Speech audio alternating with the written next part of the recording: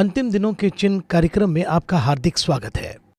पिछले एपिसोड में हमने बहुत से हिस्टोरिकल फैक्ट्स को देखा और अलेक्जेंडर द ग्रेट के बारे में डैनियल के पुस्तक में एक्यूरेटली और क्लियरली लिखा है। आज ब्रदर जगन आए हैं, चलिए हम उनके साथ बहुत से फैक्ट्स और हिस्ट्री सुनते हैं। Please keep a paper and pen ready as you listen to us. Brother Jagan, welcome to the program. धन्यवाद। बाइबल एंड हिस्ट्री हमने पिछले हफ्ते इसी तरह स्टार्ट किया था। अलेक्जेंडर द ग्रेट के बारे में बहुत सी बातों को देखा और भी बहुत कुछ डिटेल है ऐसा लग रहा है। What are the other facts about Alexander the Great in Daniel? Alexander के बारे में यहाँ पर 3 सपनों में बताया है, 3 दर्शन में बताया, 3 तरह से बताया। नबूकदनेस्सर के सपने में सिकंदर के बारे में पीतल कहाँ गया, और फिर दानियल अध्याय 8 में हम देखते हैं कि सिकंदर के बारे में बकरा इस तरह से कहाँ गया। बकरा जब बेबीलोन में बलशेजर राजा राज्य करता था दानियल के समय में, उस समय इस सिकंदर के बारे में क्या बताया गया आइए देखते हैं। 7:3 में समुद्र से 4 बड़े बड़े जंतु जो एक दूसरे से भिन्न थे निकल आए, ऐसे बताया, पूरी तरह से अलग। पशु उभर कर आए, 4 बड़े पशु। पहला जंतु सिंह के समान था, वचन 4। फिर मैंने एक और जंतु देखा जो रीछ के समान था, वचन 5। इसके बाद मैंने दृष्टि की और देखा कि चीते के समान एक और जंतु है, वचन 6। यहाँ वचन 6 में हम देखते हैं कि चीता शब्द आया है। ये चीता क्या है? After this I looked and there was another like a leopard.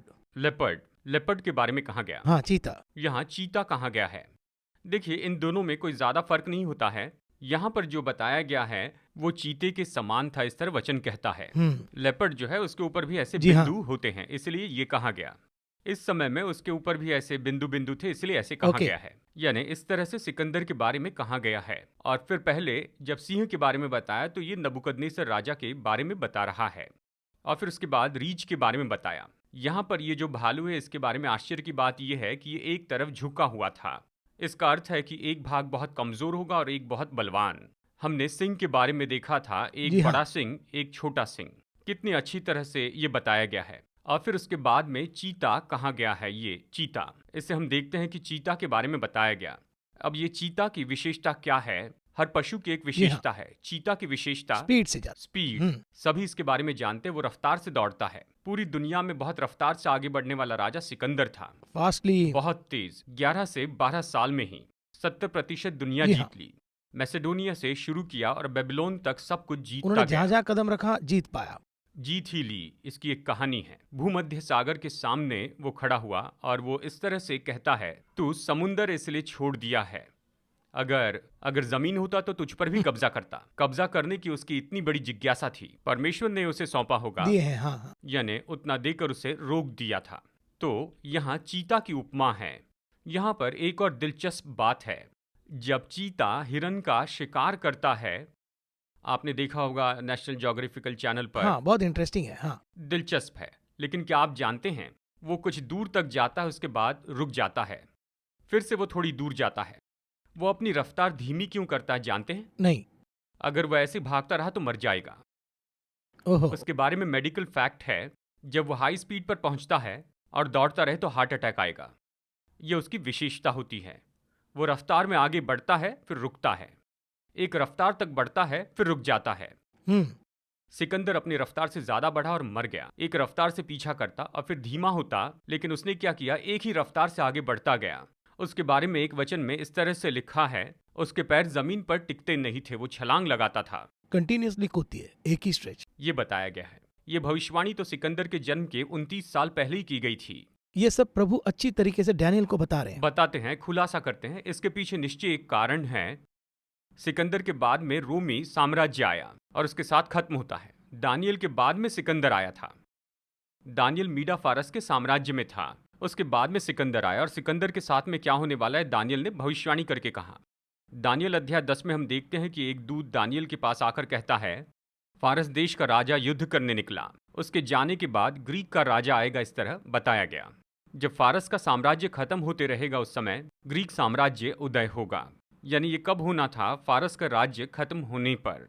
उसके बाद के साम्राज्य के बारे में यहाँ पर भविष्यवाणी की गई है। तो सिकंदर के बारे में बताया गया है, पूरी तरह से बताया गया है। यानी सिकंदर के बारे में जो कुछ भी लिखा है उसे हम यहाँ पर पढ़ सकते हैं। अगर सिकंदर के बारे में और भी ज्यादा जानना है, प्रकाशित वाक्य में लिखा है, रेवलेशन में भी है, प्रकाशित वाक्य में भी है। सिकंदर जो था उसने ग्रीक साम्राज्य स्थापित करके वो मर गया। उसके मरने के बाद ग्रीक साम्राज्य भी मर गया। उस हद तक वो जो है ग्रीक इम्पैक्ट है उनमें, यानी ग्रीक की सभ्यता का, ग्रीक की जो आत्मा थी, उनकी आत्मा वो अभी भी है।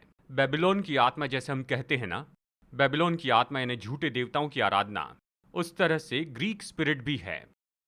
ये जो ग्रीक स्पिरिट है ये क्या है, अगर इसे देखना है तो हमें इसके बारे में इतिहास जानना होगा। सिकंदर पूरी दुनिया को जीत लेना चाहता था और इसीलिए सामान्य रूप में वो यरूशलेम भी पहुंचा। यरूशलेम आते समय वो यरूशलेम के सामने रुक गया।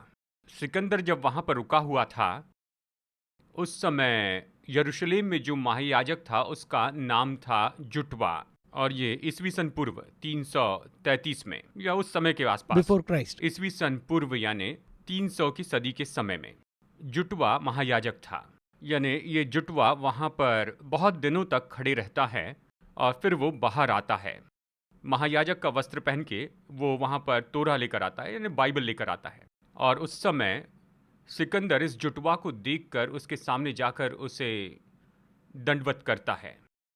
जब उसने घुटने टेके तो आसपास के लोगों ने सोचा कि ग्रीक मैथोलॉजी में आत्मा का प्रवेश है।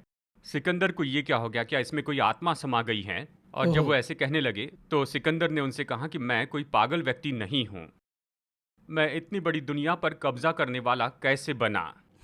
इतनी सफलता पाने के लिए ये साहस मुझ में कहाँ से आया? इसके पीछे दो कारण हैं। पहला कारण कि परमेश्वर ने मुझे इतना सामर्थी बनाया है। दूसरी बात कि मुझ में इतना साहस कहाँ से आया है? कल रात मैंने एक सपना देखा और उस सपने में इसी जुटवा को देखा, महायाजक के वस्त्र में। ये आज तक यही है, ये मैं नहीं जानता था। मेरे निकलते समय इन्होंने कहा, तुम जाओ, तुम्हारा ईश्वर तुम्हें साथ देगा। उसके बाद में निकला, ये सिकंदर के इतिहास में है। यानी सिकंदर यरूशलेम में आया था, पर यरूशलेम से युद्ध किए बिना छोटी मात्रा में कर लेकर चले जाता है। इसी के साथ में एक दिलचस्प बात बताता हूँ। आपने पैलेस्टाइन नाम सुना होगा ना? पैलेस्टीनियन, ये जो नाम है फिलिस्टियंस, फिलिस्टियन कहते हैं। ये फिलिस्टियन नाम सिकंदर ने ही रखा था। फिलिस्तीन के बाद में ये हो गया पैलेस्टीन। फिलिस्तीन नाम क्यों रखा, इसके पीछे एक दिलचस्प कहानी है। यानी क्या होता है, सिकंदर अगर किसी प्रांत को जीत लेता है तो फिर उसे वो अपना नाम देता था। कब्जा करने के बाद नाम बदल देता था। बहुत से शहरों का नामकरण किया। यहाँ अगर उससे पूछा जाता कि ये किसका नगर है, यानी उस जगह पर वहाँ पर इस्राएली लोग रहते थे, यानी इस्राएली लोग कनान देश में आए थे, वो मिस्र से निकले और उस समय यहाँ 5 राजा थे। ये 5 राजा पलिश्ती राजा थे। न्यायियों अध्याय 3 में ये लिखा है। पलिश्तियों के राजा के नाम पर इसका नाम पलिश्ती पड़ा और फिर उसके बाद में पैलेस्टाइन ये नाम दिया गया। तो आज जो पैलेस्टाइन है उसका नाम किसने रखा? अलेक्जेंडर, सिकंदर ने। अब चलिए हम नए नियम में देखते हैं, इसे किस भाषा से अनुवाद किया गया। अगर हम इसे देखें तो नए नियम में शुरू के भाग में ही देखते हैं, ग्रीक यानी इस मूल भाषा में इसे लिखा गया था। हिंदी बाइबल हो, इंग्लिश बाइबल हो, जो भी हो, असल में ग्रीक भाषा में लिखी गई। नया नियम जो है 80 से 90% तो ग्रीक भाषा में लिखा गया है। यूहन्ना ने जो कुछ भी लिखा ग्रीक में लिखा। ऐसा क्यों? क्योंकि ग्रीक भाषा ऑफिशियल थी। जैसे हमारे राज्यों में 2 ऑफिशियल भाषा होती हैं, वैसे ही ग्रीक और लैटिन उस समय ऑफिशियल भाषा थी। और ये प्रभाव लाने वाला कौन था? सिकंदर। उनकी संस्कृति, उनकी भाषा, उनकी जो मैथोलॉजी थी पूरी दुनिया में उस समय फैल गई थी। अभी भी चिकित्सा में उपयोग किए जाने वाले जो शब्द हैं, आप उसे देखिए, वो ग्रीक शब्द होते हैं, बिना जाने उसका उपयोग कर रहे हैं।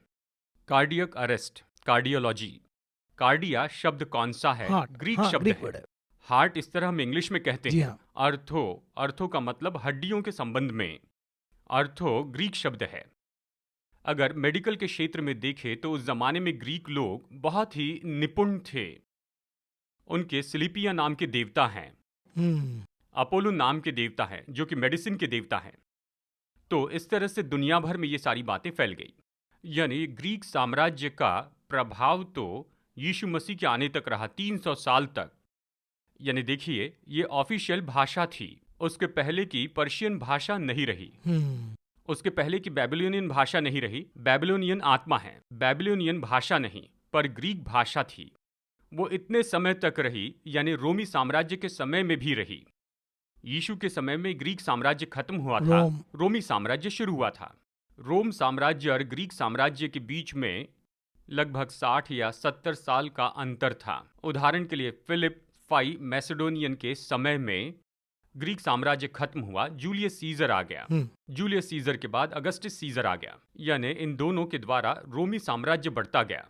किस समय में? फिलिप फाई मैसेडोनियन के समय में, यानी ग्रीक साम्राज्य का ये आखिरी राजा था। उसके बाद खत्म होता, उसके बाद खत्म हो गया। उसके बाद में सब घटते चला गया। रोमी साम्राज्य बना जूलियस सीजर से। इसके बाद एक और आश्चर्य की बात है जो परमेश्वर का महान काम माना जाता है, यानी आप ये जानते हैं ना, यानी सिकंदर के 4 जनरल्स थे, यानी वो 4 जनरल्स थे रोमी साम्राज्य में। अगस्टस सीजर था, यानी ये समय मलाकी और मत्ती के समय के बीच का था, यानी इस समय ये साम्राज्य बना। और अगस्टस कैसर के समय में यीशु मसीह का जन्म हुआ। लूका 2:1 में लिखा है, अगस्टस राजा के समय में यीशु का जन्म हुआ। सेंसस ले रहे हैं, गिनती हुई, यानी 430 साल का ये अंधकार के समय के बारे में दानियल में लिखा है, भविष्यवाणी है। यानी पिछले एपिसोड में हमने देखा दानियल के बारे में। दानियल में हमने देखा कि 4 जनरल्स में ये सब बढ़ गया, ये हमने देखा है। और ये 4 जनरल्स के बाद अगस्टस सीजर कैसे आए, इसके बारे में भी दानियल में लिखा गया है। अध्याय 11 में विवरण से लिखा है, सब कुछ लिखा है। अगर हमारे पास समय रहा तो इस पर भी हम चर्चा करेंगे, डिस्कस करेंगे। यानी इसी तरह से ये सच में बहुत ही मुख्य बात है सिकंदर के बारे में, यानी इस समय में वो कैसे था और उसके जाने के बाद में भी उसका प्रभाव किस तरह से साम्राज्य पर पड़ा। ये बहुत महत्वपूर्ण बात है। और इसलिए मैं इस तरह कह रहा हूँ कि ये जो 4 जनरल्स का समय, इसके बारे में हम विस्तार से देखेंगे। अभी सिकंदर का ये जो प्रभाव है, ये तो निश्चय ही हमारे समय में भी होगा। ये बहुत ही इंटरेस्टिंग है क्योंकि ये बहुत बड़ा सब्जेक्ट है और हिस्ट्री ही नहीं, बहुत से फैक्ट्स एंड आपकी कही हर बात को हमने घटते देखा है। ब्रेक के बाद बात करेंगे।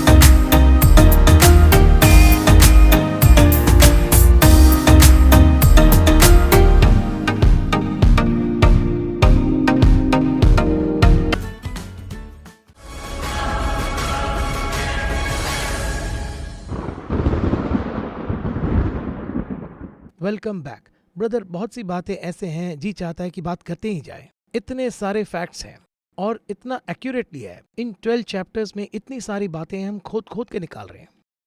और भी क्या क्या चीज घटने वाली है डैनियल के पुस्तक के मुताबिक। इस एंगल को हम देख ही नहीं रहे, जनरली पढ़ रहे हैं, लेकिन इसमें इतने सारे फैक्ट्स हैं। फर्दर इसमें और क्या क्या चीज है जो हम सीख सकें। दानियल की किताब अभी भी अस्तित्व में है, ये खत्म नहीं हुई। खत्म नहीं हुई इसलिए कह रहा हूँ, राजाओं की किताब तो एक इतिहास है, क्रॉनिकल्स भी एक इतिहास है। अभी दानियल में जो लिखा है अगर वो हो गया तो ये भी एक इतिहास की किताब है। सब कुछ गुजर चुका है। तो हमारे समय भी हम दानियल की किताब पर चर्चा कर रहे हैं, तो इसका एक भाग अभी भी पूरा होना बाकी है। यानी यहाँ पर 7वें अध्याय में देखिए, जब हम दानियल के 7वें अध्याय को पढ़ते हैं, परमेश्वर ने 4 जंतुओं के बारे में बताया। ये 4 साम्राज्य हैं। यानी हम क्यों कह रहे हैं कि ये 4 जंतु 4 साम्राज्य हैं? वचन 23 में यहाँ पर देखिए, वचन 23 में उस चौथे जंतु का अर्थ एक चौथा राज्य है जो पृथ्वी पर होकर कहाँ है ना। यानी ये जंतु कौन है? ये साम्राज्य हैं। यानी परमेश्वर ने कहा कि 4 साम्राज्य आएंगे और इन 4 साम्राज्य में पहला बेबीलोन का साम्राज्य जो सिंह के रूप में बताया गया, और फिर दूसरा रीच यानी मीडा फारस का साम्राज्य जो एक तरफ झुका हुआ है, और फिर तीसरा है चीता यानी लेपर्ड, ये तो ग्रीक साम्राज्य है सिकंदर के समय का, और फिर चौथा जानवर बहुत ही भयानक दिखता था। 7वें वचन में कहा गया है ये रोमी साम्राज्य है, यानी सिकंदर के बाद रोमी साम्राज्य आया। रोमी साम्राज्य के 2 भाग थे, क्राइस्ट के समय में जो था, जी, मसीह के जन्म के समय और फिर उसके बाद। ठीक है, देखिए रोमी साम्राज्य के 2 भाग हुए। अध्याय 7 वचन 7 में हम यहाँ पर देखते हैं 2 भाग हुए। इसके बाद मैंने स्वप्न में दृष्टि की और देखा, यानी एक जंतु दिखा जो डरावना और बहुत सामर्थी था, और उसके 10 सिंग थे, ये कहता है। यानी ये सब कुछ बताने के बाद में अंत में क्या कहता है, उसके 10 सिंग थे, है ना, 10 हॉर्न्स। और फिर हम देखते हैं जो चीता है उसके ऊपर में बिंदु होते हैं, यानी चीता के बारे में बताया है। वचन 6 में आप देख सकते हैं कि उसके 4 पंख थे। कहाँ है ना, हाँ, 4 विंग्स ऑफ अ बर्ड। यहाँ 4 देखिए, वचन 4 में देखिए, यहाँ पर 2 बताए गए हैं। उसके पंख उकाब से थे, इस तरह कहता है, 2 विंग्स, है ना। यहाँ उसके केवल पंख नहीं हैं, यहाँ 10 सिंग हैं। ये सिंह कहाँ पर है, जरा सोच के देखिए।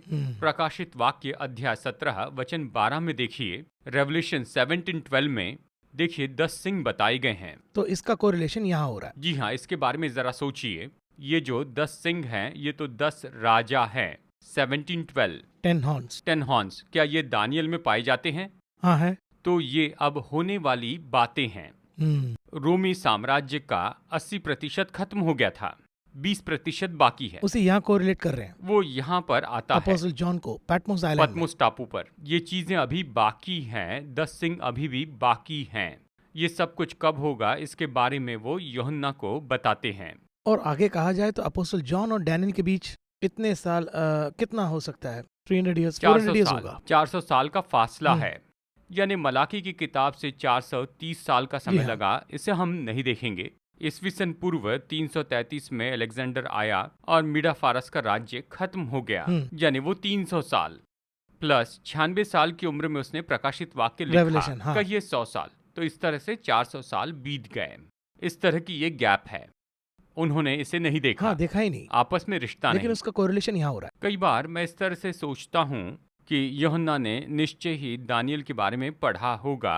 इस तरह वचन कहता है कि हम कैसे अनपढ़ लोगों से ये काम करवाएं। इंग्लिश में कहता है अनस्कूलिंग। यूहन्ना इस बात को नहीं जान पाया। नहीं है। बाद में क्या हो सकता है, ये अलग विषय है। यानी यूहन्ना को इसके बारे में कुछ भी पता नहीं था। They were ordinary people, ना, सामान्य लोग थे, नहीं जानते थे। वो तो मछुए थे। दानियल ने जो कहा था उसका 20% अब बाकी है। ये 20% कहाँ पर आता है? अगर मिलकर इसे पढ़ेंगे तो इसका अध्ययन होगा। लेकिन बहुत से लोग क्या कहते हैं पता है, इसे पढ़ना बहुत ही मुश्किल है, इस तरह कहते हैं। तो दानियल और प्रकाशित वाक्य को हटाकर रखते हैं और इसके लिए कहते हैं कि ये पढ़ना बहुत मुश्किल है, कहते हैं। हमारा प्रोग्राम उनके लिए उपयोगी होगा, ये मैं जानता हूँ, क्योंकि हम आसान तरीके से उन्हें समझने लायक बनाते हैं। जानते लेकिन उन्हें पढ़ना है। जी हाँ, बाइबल के साथ देखे तो निश्चय समझ में आएगा। दानियल और प्रकाशित वाक्य सच में एक बहुत बड़ा विषय है। कहने के लिए बहुत अच्छा है, बहुत दिलचस्प है, लेकिन खत्म होते ही भूल जाएंगे, क्योंकि इसमें इतनी बातें हैं। तो जब हम इसे पढ़ते हैं तो आपने जो कहा वो बहुत अच्छा है। पेपर लीजिए, पेन लीजिए, लिखेंगे तो बहुत आसान होगा। यहाँ पर अध्याय 7 में एक ऐसा विषय है जो कि प्रकाशित वाक्य से कनेक्ट होता है। इसे मुख्य रूप में हम देखेंगे। यानी ग्रीक साम्राज्य था जो हमारे समय में भी इस समय मौजूद है, यही कह रहा हूँ। कहा जाए तो वो ये लिंक है। चलिए अभी अध्याय 7 में से हम देखते हैं। प्रकाशित वाक्य 13 को भी हम देखेंगे। प्रकाशित वाक्य 13 में हम देखते हैं 13:1 यहाँ पर क्या कहता है। ये कहता है, तब मैंने एक पशु को समुद्र में से निकलते हुए देखा जिसके 10 सिंग और 7 सिर थे, यानी जिसके 10 सिंग थे। दानियल अध्याय 7 में हम देखते हैं कि चौथे पशु के 10 सिंग थे। जी हाँ, है ना। यानी ये जो जंतु है ये तो समुद्र में से आया था। 7:3 कहता है। 7:3 में बताया गया सारी जंतु समुद्र से आए। जी हाँ, फ्रॉम द सी। यहाँ पर देखिए फ्रॉम द सी। जी हाँ, तो दोनों एक ही हैं। सिंक चौथा जंतु अच्छे से सिंक होता है। करेक्ट। परंतु देखिए ये जंतु कैसा है, ये सबसे महत्वपूर्ण है। ओके। देखिए वचन 2 क्या कहता है, जो पशु मैंने देखा was like a leopard, यहाँ लिखा है ना, आ गया, यानी दानियल का कनेक्शन यहाँ है। एकदम एक्यूरेट है। आगे पढ़िए। Now the beast which I saw was like a leopard. Leopard, His feet was like the feet of a bear. अब ये भालू कहाँ देखा था? वहाँ डैनियल में दानियल देखा। में देखा। And और his फिर आगे mouth like the mouth of a lion. ये लायन कहाँ पर है? डैनियल में ये देखा। 3 जंतु यहाँ पर हैं। क्लियरली है, स्पष्ट बताया है। आने वाला साम्राज्य कैसा होगा इसका विवरण यहाँ पर बताया गया है।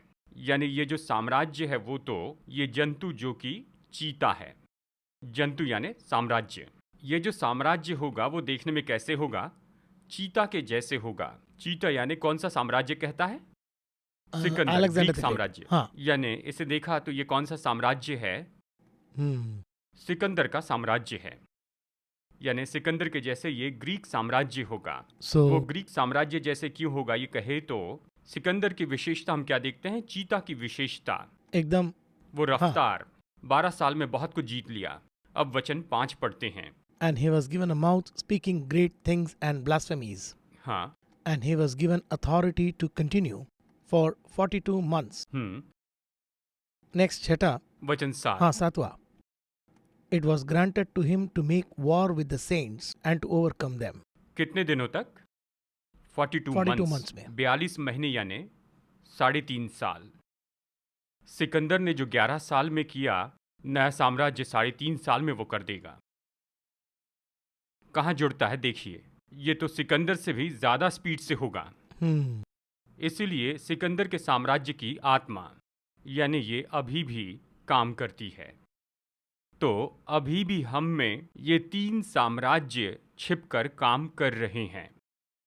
3 साम्राज्य कौन से? बेबीलोन साम्राज्य, मीडो फारस साम्राज्य और ग्रीक साम्राज्य। सभी बाइबल में क्लियरली दिया है। इतना स्पष्ट लिखा है। इन 3 साम्राज्य का कॉम्बिनेशन आने वाला साम्राज्य। बाइबल इसे एंटी क्राइस्ट का साम्राज्य कहती है। अब जरा सोचिए, ये तीनों साम्राज्य में एक एक एंटी बात थी।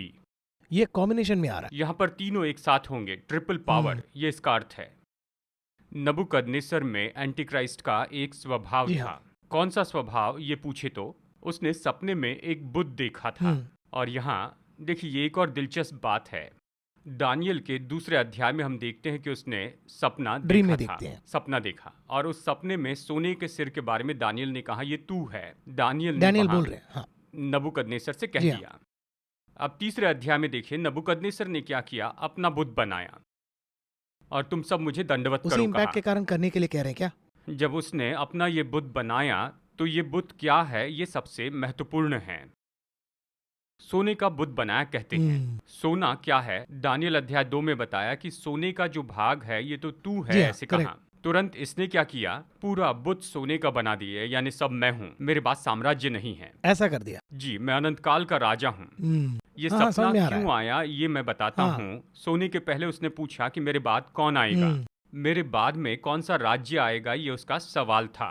उस सवाल का जवाब परमेश्वर देते हैं कि तेरे बाद में चांदी का और फिर पीतल का साम्राज्य आएगा। तो यहाँ इसने क्या किया, इन्होंने इमेजिन कर लिया, उसने कल्पना की कोई और नहीं, मेरा साम्राज्य आखिर तक रहेगा। यानी जैसे हम यहाँ पर दूसरे अध्याय में देखते हैं, बिल्कुल वैसे ही उसने अपना एक पूरा सोने का बुत बनाया, पूरा सोने का बुत। अध्याय 3 में हम पहला और दूसरा वचन पढ़े तो पाएंगे नबूकदनेस्सर ने सोने की एक मूरत बनवाई, उसकी ऊंचाई 60 हाथ, चौड़ाई 6 हाथ की थी। उसने बेबीलोन के प्रांत के दूरा मैदान में खड़ा कराया। इसका क्या अर्थ है, यानी पूरे सोने का उसने बुत बनाया। सब कुछ मैं ही हूँ, मेरे बाद कोई साम्राज्य नहीं आएगा और सब उसी की उपासना करेंगे। थोड़ा ज्यादा ही हो गया, आगे बढ़कर सब मेरी उपासना करें, ये एंटी क्राइस्ट स्पिरिट है। एंटी क्राइस्ट की आत्मा के बारे में दूसरा थिस्सलुनीकियों 2:4 में यहाँ पर अच्छे से बताया गया है। जो विरोध करता है, खुद को पूज्य कहलाता है, आराधना चाहता है और खुद को परमेश्वर के ऊपर रखना चाहता है, यहाँ तक कि परमेश्वर के भवन में बैठकर अपने आप को ईश्वर ठहराता है। वो दावा करेगा वो परमेश्वर है। यहाँ नबूकदनेस्सर ने क्या किया, वही तो किया कि सब उसकी उपासना करें। यानी ये उसका किया गया एक काम है, ठीक है। फिर दूसरी बात, मीडा फारस साम्राज्य। मीडा फारस साम्राज्य में ख्रिस्त विरोधी का काम हुआ, सब जानते हैं। वो क्या है, राजा को छोड़ वो किसी से प्रार्थना न करे, इस तरह से आज्ञा दी गई। दानियल ने प्रार्थना की तो उसे कहाँ फेंका गया, ये लायंस सिंह की गुफा में। यानी कोई भी राजा को छोड़ किसी और की उपासना न करें, ये कहा। ये ख्रिस्त विरोधी का एक और स्वभाव, सब उसी की उपासना करें, यानी उसे छोड़ किसी की उपासना नहीं कर सकते। फिर तीसरा, ग्रीक साम्राज्य। ग्रीक साम्राज्य में क्या हुआ, ये तो एक दिलचस्प बात है, ये इतिहास में है। उसके 4 जनरल थे ना? जी हाँ। 4 जनरल में से एक थे सेल्कोसो निकोइल। अलेक्जेंडर के बाद, सिकंदर के बाद 4 जनरल्स थे, एक था सेल्कोसल निकोडर। हमने इसके बारे में देखा है। ये सेल्कोसर निकोडर ईस्वी सन पूर्व 168 में सेल्कोसस निकोडर के बाद में 8वां राजा आया। उसका नाम था एंटियाकस IV एपिफेनस। ये एंटियाकस IV एपिफेनस ने क्या किया, उसने एक बड़ा बुद्ध बनाया, ग्रीक के एक ईश्वर का, जीयस का बनाया। उसने वो बुद्ध बनाकर यरूशलेम के भवन में खड़ा कर दिया। इसकी उपासना करो, ये आज्ञा दी, अंदर रख दिए, भवन में रखवा दी। यही भविष्यवाणी दानियल ने की थी। हम इसे देख सकते हैं। देखिए, इन तीनों साम्राज्य में एक बात जो है बार बार आ रही है, और वो क्या है कि सब मुझे दंडवत करो और मेरी ही उपासना करो। और अब आप प्रकाशित वाक्य 13-15 पढ़िए। 13:15 में he was granted power to give breath to the image of the beast, that the image of the beast should both speak and cause as many as would not worship the image. हाँ, यहाँ भी बुद्ध बनाकर उपासना करने के बारे में बताया है। समझ रहे हैं ना? हाँ, समझ में। इन तीनों साम्राज्य का बेस 13वें अध्याय में है, और ये तीनों जंतु बताए गए हैं, सिंह, भालू, चीता। यहाँ भी 3 प्राणी हैं, और वो तीनों एक जैसे ही हैं। वो अपना बुद्ध बनाते हैं। नबूकदनेस्सर ने भी यही कहा, अगस्तुस ने भी यही कहा, और फिर उसके बाद एंटिकियस ने भी यही कहा। ये तीनों साम्राज्य यहाँ पर है। यहाँ पर भी एग्जैक्टली रेवलेशन में होने वाली बात है। यानी इतनी बातों में दानियल और प्रकाशित वाक्य में संबंध है। यानी ये जो ग्रीक साम्राज्य था उसकी बातें अभी होने वाली हैं। सिकंदर के समय से एंटियोकस एफिसुस के समय तक जो हुआ वो सब अब होने वाला है। उस समय वहां पर जो कुछ भी होता था उसके बारे में अभी हम सुनते जा रहे हैं। यानी वो चीता जैसे था, चीता जैसे ग्रीक साम्राज्य ऐसे था। यानी पूरी दुनिया, जैसे सिकंदर ने 70% दुनिया जीत ली थी, आने वाला साम्राज्य पूरी दुनिया में 1 वर्ल्ड ऑर्डर ले आएगा। 1 वर्ल्ड ऑर्डर फिरौन के समय में भी था, हमारे समय में ये पूरी तरह से खत्म होगा। यानी इसके बारे में हम इतना बता सकते हैं। आखिर में आप दर्शकों को क्या बताना चाहते हैं? ऐतिहासिक रूप में, भविष्यवाणी के रूप में आपकी जिंदगी से संबंधित सारी चीजों के बारे में बाइबल में बताया गया है। खास करके वर्ल्ड हिस्ट्री आप यहाँ पर जान सकते हैं। भविष्यवाणी और इसे पूरा होते हुए देखना, बाइबल और इतिहास की किताब साथ रख के देखिए। ये दोनों एक्यूरेट रूप में मिलते हैं। इतिहास की किताब पहले और बाइबल बाद में नहीं आई, बाइबल पहले और इतिहास की किताब बाद में आई। परमेश्वर ने बताया कि आने वाला इतिहास क्या होगा, और उसके बाद सब कुछ इतिहास में हम देखते हैं कि वैसे ही हुआ। इसलिए इस किताब के तुल्य और कोई दूसरी किताब नहीं है, ना अब तक कोई हुई और ना ही कोई होगी। तो इसे आप अच्छे से पढ़िए। हम जो आपको बता रहे हैं ये तो केवल छोटी छोटी बातें हैं। हम इतना ही बता सकते हैं। प्रोग्राम 28 मिनट का है, हम केवल छोटी बातें बता रहे हैं, पर इसमें अभी भी ऐसा बहुत बड़ा खजाना छिपा है, हम इसमें से ले सकते हैं। धन्यवाद ब्रदर जगन। अगले हफ्ते हम लोग और भी इंटरेस्टिंग विषय के बारे में बात करेंगे। इस कार्यक्रम में आने के लिए धन्यवाद। धन्यवाद।